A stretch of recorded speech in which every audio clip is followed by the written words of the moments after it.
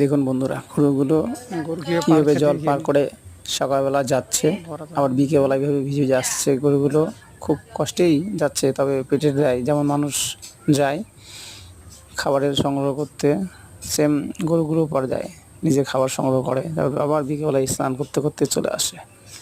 দেখুন অবলা জীব কীভাবে কষ্ট করে ওপর যাচ্ছে আসছে, সেটাই এই চিত্রটি আপনাদের তুলে ধরছি। দেখুন বন্ধুরা, আমরা এসেছিলাম এখানে মাছ ধরতে। ওয়েদার ভালো নয়, তার চেষ্টা করছি, সম্ভবত চেষ্টা করব দেখানোর মাছ ধরা। চার পরিমা মেঘ, প্রচণ্ড মেঘের কারণে আমরা হয়তো আজকে মাছ ধরতে পারবো না, চার করে বসে আছি। এর মধ্যে দেখলাম এই গরুগুলো জল পার হয়ে আসছে, সেই চিত্রটি আপনাদের সামনে তুলে ধরলাম, দেখবেন।